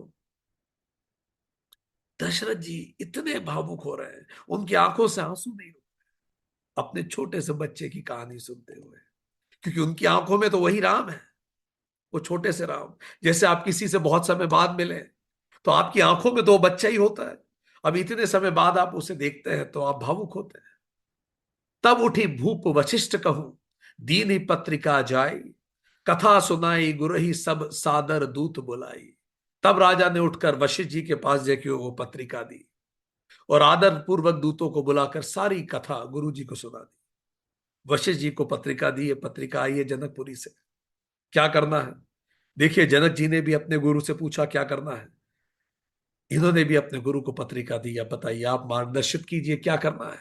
बोले सुनी बोले गुरु अति सुख पाई, पुण्य पुरुष कहूं मही सुख छाई, जिमी सरिता सागर महु जाही, जद्यपि ताही कामना नाही। ये समाचार वो भी गुरु उनके टीचर थे, उनका student is getting married, everybody is emotion. गुरु ने कहा पुण्यात्मा पुरुष के लिए धरती में सब तरफ सुख है, अगर आप पुण्यात्मा हैं तो धरती सुखों से भरी पड़ी है आपके लिए। जैसे नदियां समुद्र में जाती हैं, यद्यपि समुद्र को नदी की कामना नहीं होती, पर नदियां स्वतः समुद्र की ओर बहती हैं। इसी तरह से पुण्यात्मा पुरुष को सुख नहीं चाहिए होते, पर सुख स्वतः उसकी तरफ बहते हैं। उन्होंने कहा दशरथ ये सुख आपकी तरफ बहे आ रहे हैं, तिमि सुख संपत्ति बिन ही बुलाए, धर्मशील पाही जाही सुभाए, तुम गुरु विप्र धेनु सुर बैसे भी, तसी पुनीत कौशल्या देवी। जैसे सुख और संपत्ति बिना बुलाए इसी प्रकार धर्मात्मा के पास आ जाते हैं। तुम जैसे गुरु ब्राह्मण गाय और देवता की सेवा करने वाले हो, वैसी ही पवित्र कौशल्या देवी है। तुम और तुम्हारी पत्नी गुरु सेवा करते हो, ब्राह्मण सेवा, ज्ञानी की सेवा, जो ब्रह्म को जानता है उसकी सेवा करते हो, पशुओं की सेवा करते हो, गाय की सेवा करते हो, समाज सेवा करते हो। तुम लोगों के साथ अच्छा नहीं होगा तो किसके साथ। सुकृति तुम समान जगमाही, भयो नह को हनेहु नाही, तुम ते अधिक पुण्य कर काके बढ़ काके, राजन राम सरित सुख सुत जाके। तुम्हारे समान पुण्यात्मा जगत में कोई नहीं हुआ है और ना होना ही है। हे राजन, तुमसे अधिक पुण्य किसका होगा जिसके राम सरी के पुत्र है। कहते हैं मां का दूध मूल्य पा जाता है जब बेटा यश पाता है। यहां बेटे सा मतलब बेटा बेटी दोनों है। तवारीख का हर पन्ना पन्ना तब गौरव गाथा गाता है। माता पिता की आंखों में हमारे कारण प्रसन्नता के आंसू आने चाहिए, दुख के आंसू नहीं। इतने प्रसन्न गुरु हुए। वीर बिनती धर्म व्रतधारी, गुण सागर बर बालक चारी, तुम कहूं सर्व काल कल्याणा, सजहु बरात बजाई निशाना। और जिसके चारों बालक वीर, विनम्र, धार्मिक और गुणों के समुद्र हैं, तुम्हारे लिए तो सभी कालों में कल्याण है। अतः डंका बजवाओ और बारात सजाओ, ये आदेश दिया गुरु ने। कितनी सुंदर बात गुरु ने कही। जिनके भी बच्चे वीर हो, विनम्र हो, वीरता के साथ उनमें विनम्रता हो, धार्मिक हो और गुणी हो, ऐसे माता पिता के लिए तो हर काल में कल्याण है। तो ये चार क्वालिटीज अपने बच्चों में डालिए: वीरता, योग्यता, पर उसके साथ विनम्रता। और इस वीरता और विनम्रता को सही क्षेत्र में उपयोग करें। गलत चीजों में विनम्र ना हो, धार्मिक क्षेत्र में आगे बढ़े, and skilled in what ever they do, courageous हो, विनम्र हो, ऐसे बच्चे बने। चलो बेग सुन गुरु बचन, भले ही नाथ सिर नाई, भूपति गवने भवन तब, दूत ही बासुदेवाई। और जल्दी चलो। गुरु जी ने कहा चले जल्दी, अब बहुत समय हो गया, चलिए देखते हैं राम जी को। गुरु के वचन सुन के उन्होंने कहा, हे नाथ बहुत अच्छा। शिर नवा कर वो आगे बढ़े और दूतों को डेरा दिवाकर राजा महल में आए। राजा ने महल में आके सारी रानियों को बताया, आज ऐसा हुआ। अब सोचिए मां के हृदय पे क्या बीती होगी, जो पिता के हृदय पे बीती। प्रेम प्रफुल्लित राज ही रानी, मनहु सिखनी, सुनी बारद बानी, मुदित असीस देही गुरु नारी, अति आनंद मगन मतहारी। प्रेम से प्रफुल्लित हो गई सारी रानियां, जैसे मोरनी नाचने लगती है ऐसे पूरे महल में नाचने लगी। बड़ी बूढ़ी भाई स्त्रियां प्रसन्न होकर आशीर्वाद दे रही हैं, गुरु माताएं आशीर्वाद दे रही है, माताएं आनंद में मग्न है। आनंद का अर्थ होता है चारों तरफ से जब खुशियां आती है। अयोध्या खुशियों से भरी, चारों रानियां ऐसे पूरे महल में नाच रही हैं जैसे बादलों की आवाज सुन के मोरनियां नाचती है। सब भावुक है। उनके राम के घुंघरू जहां बजे थे, अब बहू के घुंघरू बजने वाले हैं। समय कब बीत गया। वो राम जो छोटी छोटी धनुषियों से खेलते थे, शिव धनुष उठा चुके हैं। वो राम जो गुड़ियों से खेलते थे, अब गुड़िया लेके आ रहे हैं। कितनी सारी चीजें उनके मन में होती होंगी। वो राम जिनको हाथ से वो निवाला खिलाती थी, अब इतने बड़े हो गए, इतने स्वावलंबी हो गए। ले ही परस्पर अति प्रिय पाती, हृदय लगाई जुड़ा वही छाती। राम लखन कै कीरति बरनी, बारही बार भूप बर बरनी। उस अत्यंत प्रिय पत्रिका को सब हृदय पे लगा रही है, सब ऐसे अपने हृदय पे चिपका रही है सारी माताएं, क्योंकि उसमें राम शब्द लिखा है। हमारा पूरा जीवन राम जी की ही पत्रिका है। चलिए इसको अपनी छाती से लगाए, इससे छाती शीतल होती है। राजाओं में श्रेष्ठ दशरथ जी ने राम लक्ष्मण की कीर्ति और करनी का बारंबार वर्णन करा। दशरथ जी चारों रानियों को अलग अलग बैठ के कहानी सुना रहे हैं बार बार। जो कहानी उन्होंने दूतों से सुनी, वो बिल्कुल बोर नहीं हो रहे। वो हर व्यक्ति को बुला बुला के सुना रहे हैं, एक एक बात सुना रहे हैं। जितनी बार वो बात बोल रहे हैं, उतनी बार उनका कलेजा शीतल हो रहा है। जिन लोगों ने अपने बच्चों की शादी की है, वो इस भाव को समझ सकते हैं। जब बच्चा शादी कर रहा होता है, तो कितने भाव विभोर होते हैं माता पिता। उनका बचपन बच्चों का आंखों के सामने बीतता है, दौड़ता है कि आज ये बच्चे इतने बड़े हो गए। मुनि प्रसाद कहीं द्वार सिधाए, रान ही तब महिदेव बुलाए। दिए दान आनंद समेता, चले विप्रवर आशीष देता। ये सब मुनि जी की कृपा है, ऐसा कहकर सब चले गए। तब रानियों ने ब्राह्मणों को बुलाया, उन्हें आनंद सहित दान दिया। श्रेष्ठ ब्राह्मणों ने उन्हें आशीर्वाद दिया। चाचक लिए हंकारी दिन ही, निछावरी कोटि बीधि। चिरु जीव ही सुतचारी चक्र बर्त दशरथ के। फिर भिक्षुओं को बुला के करोड़ों प्रकार की निछावरें दी। चक्रवर्ती महाराज दशरथ के पुत्र चिरंजीवी हो, ऐसा उन्होंने भी आशीर्वाद दिया। हर शुभ कार्य से पहले दो कार्य करिए: ज्ञानियों को सत्कर्म हेतु ध्यान दीजिए और जरूरतमंदों को निछावर कीजिए। यही रानियों ने किया, ज्ञानियों और जरूरतमंदों को। ज्ञानी और जरूरतमंद जब दोनों आशीर्वाद देते हैं, तो कर्म सफल होते हैं। यद्यपि अवध सदैव सुहावनी, रामपुरी मंगलमय पावनी। तदपि प्रीति कै प्रीति सुहाई, मंगल रचना रची बनाई। अयोध्या नगरी तो वैसे ही सुहावनी लगती है, क्योंकि श्री रामचंद्र जी की मंगलमयी पवित्र पुरी है। तथापि प्रीति पर प्रीति होने पर वो और मंगलमय तरह से सुंदर लग रही है। अयोध्या नगरी तो वैसे ही इतनी सुंदर है, पर अब तो राम जी के लिए सज रही है। ध्वज पताक पट चामर चारु, छावा परम विचित्र बिच बजारू, कनक कलश तोरण मणि मजाला, हरद दूध दधि अच्छत माला। ध्वजा पताका पर्दे सुंदर चवरों, पूरा बाजार अनूठा सज गया है। सोने के कलश लगे हैं, तोरण लगे हैं, मणियों की झालरें लगी हैं, हल्दी लोग लगा रहे हैं, दूध दही अक्षत मालाएं, सब राम जी की बारात में जाने की तैयारियां कर रहे हैं। पूरा पूरा का पूरी नगरी अयोध्या शायद जनकपुरी जाने को तैयार हो रही है। सब तैयारी में लगे हुए हैं। मंगलमय निज निज भवन लोग, रचे बनाई बीथी सींची, चतुर सम चौके चारु पुराई। लोगों ने अपने घरों को सजाया है, हर व्यक्ति ने घरों को सजाया, गलियों में चतुर सम से सींचा है,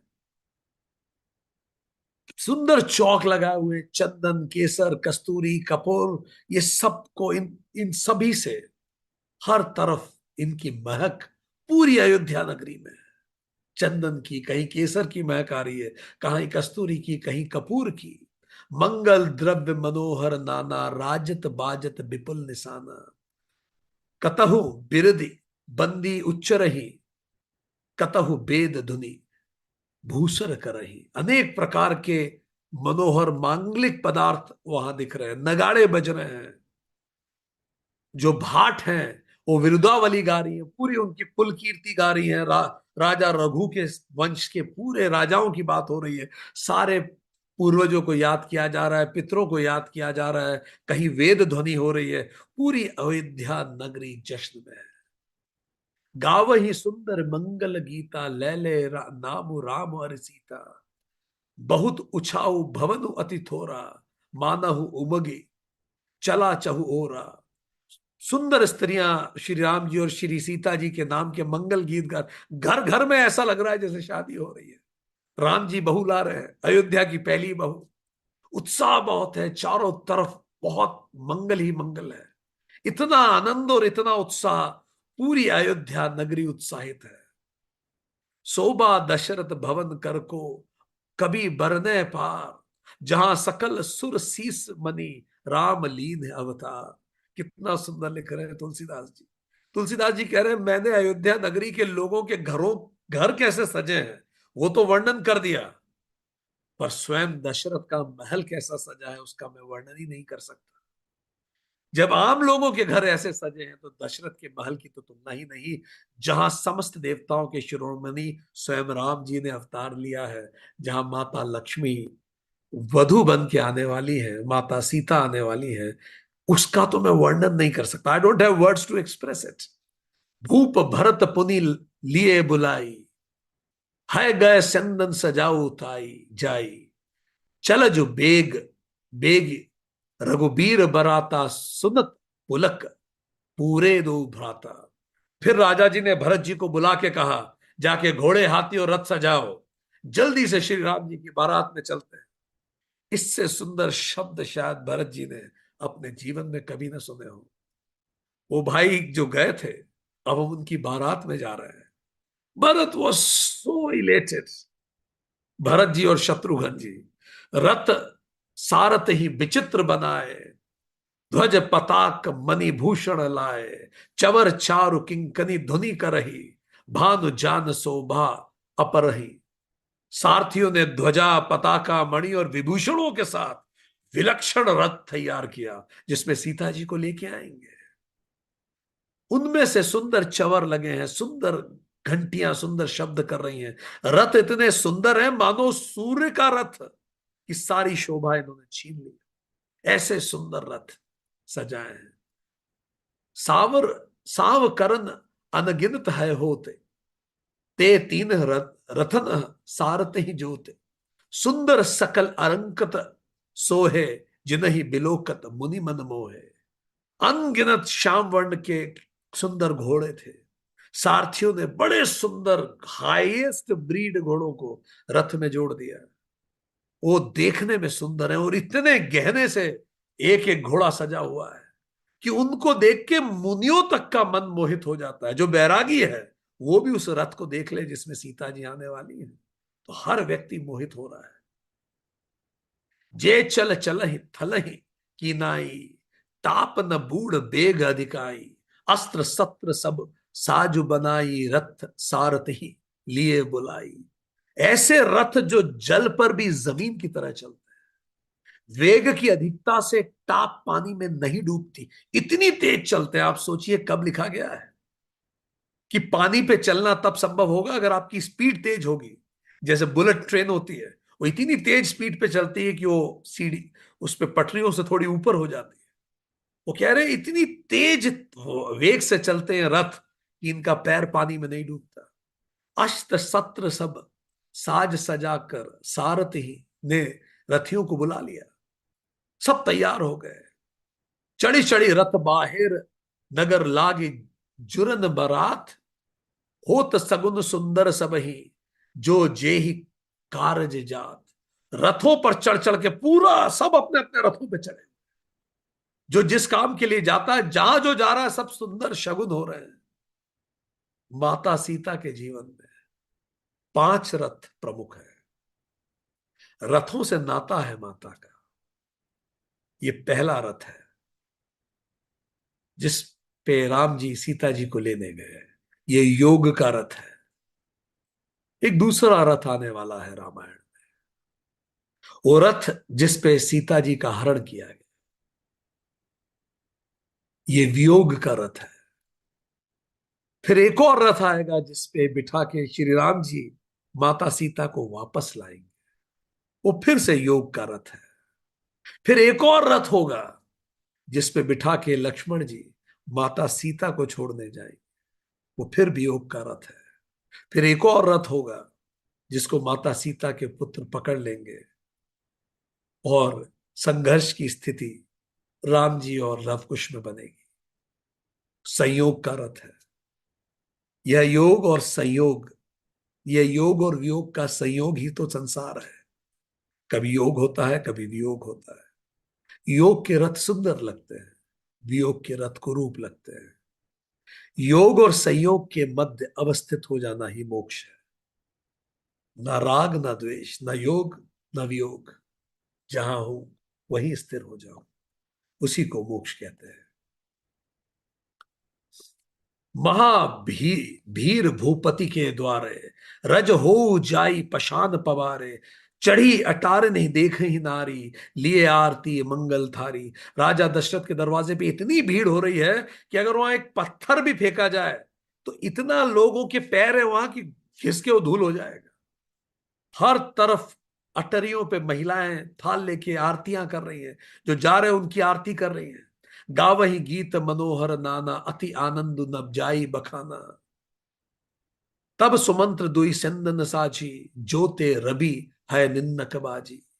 सब प्रकार के मनोहर गीत गाए जा रहे हैं और अत्यंत आनंद हो रहा।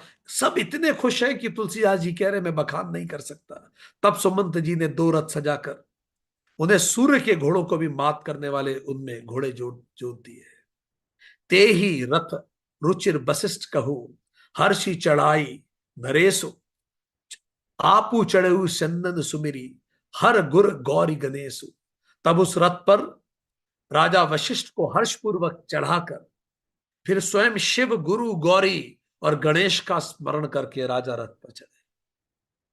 शिव गुरु गौरी गणेश, इन चारों का स्मरण करके अपने जीवन के रथ पे चढ़िए, दिन की शुरुआत कीजिए। शिव गुरु गौरी गणेश सहित वशिष्ठ सोह नृप कैसे, सुर गुर संग पुरंदर जैसे।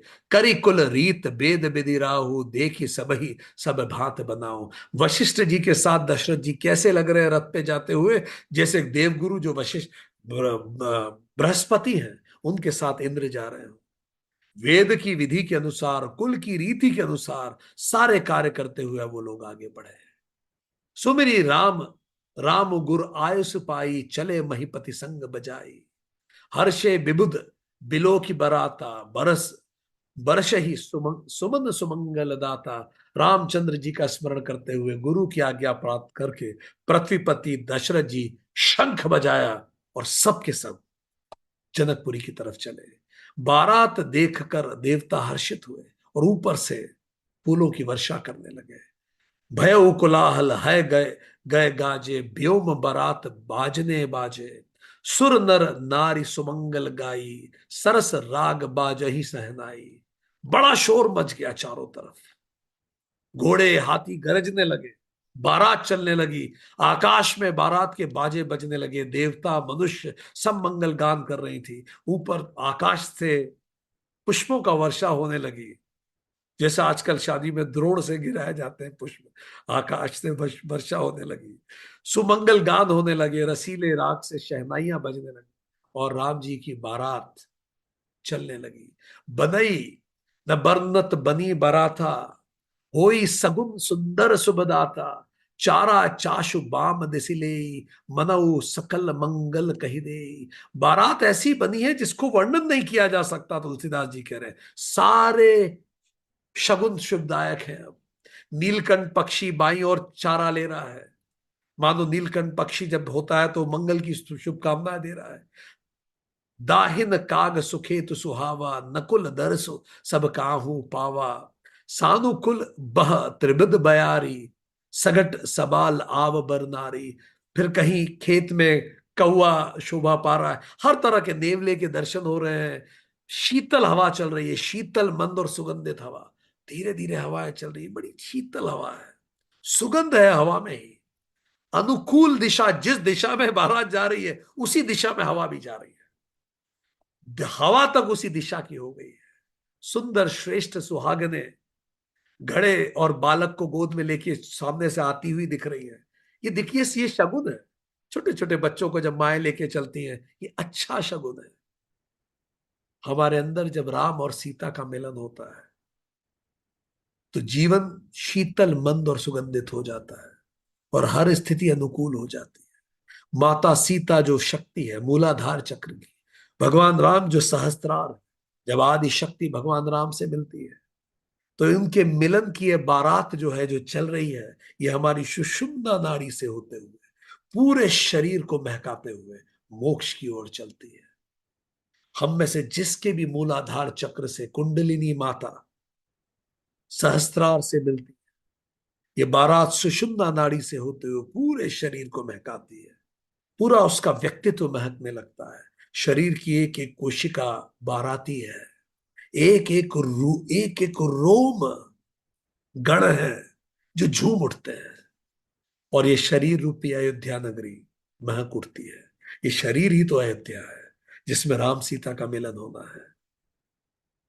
मंगलमय कल्याणमय अभिमत फल दातार, जनु सब साचे होत हित, भय सगुन एक बार। सभी मंगलमय कल्याणमय और मंच वांछित फल देने वाले शगुन मानो सगुन मानो सच होने के लिए एक साथ हो गए। सारे शगुन हो रहे हैं, जितने शगुन आप सोच सकते हैं सब हो रहे हैं। मंगल सगुन सुगम सब ताके, सगुन ब्रह्म सुंदर सुत जाके। राम सरिस बरु दुल्हन सीता, समधि दशरथ जनक पुनीता। कितना सुंदर बात है। स्वयं सगुण ब्रह्म जिसके सुंदर पुत्र है, उसके लिए तो सारे शगुन सुलभ है। और जहां रामचंद्र जैसा दूल्हा, माता सीता जैसी दुल्हन, और दशरथ और जनक जी जैसे पवित्र समधी हो, वहां तो सारे शगुन को धन्य होना ही हो। कितनी सुंदर बात इन्होंने लिखी तुलसीदास जी ने। सुन अस ब्याहु सगुन सब नाचे, अब की नहीं बिरिचि हम साचे। ए ही विधि की नहीं बारात पयाना, है गए गाज ही हने निशाना। सारे शगुन तक नाच रहे हैं। शगुन खुद इतने खुश हो गए हैं कि आज हम सच्चे हो गए, हम हुए हैं रामचंद्र जी की बारात में, इसीलिए तो हम शगुन कहलाते हैं। देखिए, शगुन को देख के लोग नाचते हैं कि शगुन हो रहे हैं, पर रामचंद्र की जी की बारात में शगुन ही नाच रहे हैं। इतनी सुंदर वो बारात है कि शगुन नाच रहे हैं बारात में साथ में। इस सब के बाद अब जब ये बारात जनकपुरी पहुंचेगी तब क्या होगा, उसको हम अगले सेशन में बात करेंगे। देखते हैं, ये बारात अब तो अयोध्या से निकली है, इतनी ही तैयारियां वहां भी हो रही होंगी। जनकपुरी में भी तैयारियां चरम पे होंगी, जहां माता सीता के पिता जनक जी अपनी पुत्री के विवाह की पूरी तैयारियों के साथ तैयार है। तो हम देखेंगे रामचंद्र जी की जो बारात जब पहुंची तो उसका रिसेप्शन किस प्रकार हुआ। अगले सेशन में उस रिसेप्शन में हम सबको चलना है, रामचंद्र जी की बारात का रिसेप्शन पे। तो चलिए, आज हमने क्या सीखा है, क्विक रिकैप लेते हैं, लेसन्स फॉर लाइफ। और अगले सेशन में रिसेप्शन के लिए तैयार होके आइएगा। ठीक, हम सबको बारात में चलना है। लेसन्स फॉर लाइफ आप भी चैट बॉक्स में लिखिए आज आप क्या सीखे। Shri रामा's communication model, three essential, five basics: धैर्य, तर्क और शौर्य, emotional mirroring, agreeableness, paraphrasing, politeness and alignment. Lakshman's miscommunication model, eight eyes to disaster: ignorance, ill-informed, impulsive, insensitive, insulting, instigating, illogical and impolite। व्यवहार करने के पांच आधार: कुल, परंपरा, विद्वानों, बुजुर्गों, गुरु और वेद वर्णित व्यवहार करें। व्यवहार करने के पांच आधार प्रोफेशनल लाइफ में precedents, expert opinion, seniors, masters and SOP को फॉलो करें। अपने माता पिता को अपने जीवन की सूचना देते रहें, वो आपको सफलता का आशीर्वाद देते रहेंगे। माता पिता वो माली हैं जो अपने खून पसीने से आपके जीवन रूपी बगीचे को सींचते हैं। बच्चों से संबंधित हर चीज माता पिता के प्रेम का पात्र बन जाती है, उनके कपड़े, खिलौने, दोस्त, किताबें। जितनी रुचि माता पिता को बच्चों की कथाओं में होती है, उतनी ही रुचि बच्चे अपने माता पिता की कथाओं में लेते हैं। पुण्यात्मा पुरुष के लिए पूरी धरती सुखों से भरी हुई है। सुख और संपत्ति बिना बुलाए ही स्वाभाविक रूप से धर्मात्मा के पास चली आती है। माँ का दूध मूल्य पा जाता है जब बच्चा यश पाता है। तवारीख का हर पन्ना पन्ना जब तब गौरव गाथा गाता है। माता पिता की आंखों में हमारे कारण खुशी के आंसू होने चाहिए, ना कि दुख के आंसू। जिनके बच्चे वीर, विनम्र, धार्मिक और गुणी होते हैं, उनके लिए हर काल में कल्याण है। हर शुभ कार्य में ज्ञानियों को सत्कर्म हेतु दान दें और जरूरतमंदों पर निछावर करें। सीता जी के जीवन के पांच रथ: एक रथ जिससे श्री राम सीता जी को लेने गए, वो योग का रथ है। जिससे सीता जी का हरण हुआ, भी वो वियोग का रथ है। जिससे राम जी वापस लाए, वो योग का रथ है। जिससे लक्ष्मण जी वन छोड़ने गए, वो वियोग का रथ है। और जिसको पुत्रों ने पकड़ लिया था, वो संयोग का रथ है। योग और वियोग का ये संयोग ही सागर संसार है। और योग और संयोग के बीच में, वियोग के बीच में अवस्थित हो जाना ही मोक्ष है। जब हमारे अंदर की सीता और राम का मिलन होता है तो पूरा जीवन शीतल, मंद और सुगंधित हो जाता है। हर स्थिति अनुकूल स्वतः हो जाती है। मूलाधार और सहस्त्रार के मिलन की ये बारात सुषुम्ना नाड़ी से होते हुए पूरे शरीर को महकाते हुए मोक्ष की ओर चलती है। जीवन की एक एक कोशिका इसकी बाराती, एक एक रूम इसके गढ़ है। ये शरीर रूपी अयोध्या नगरी महक उठती है। ऐसा मिलन जिसको सुन के शगुन भी नाच उठता है। चलिए, अगली बार इस मिलन के साक्षी बनेंगे। आज के लिए इतना ही।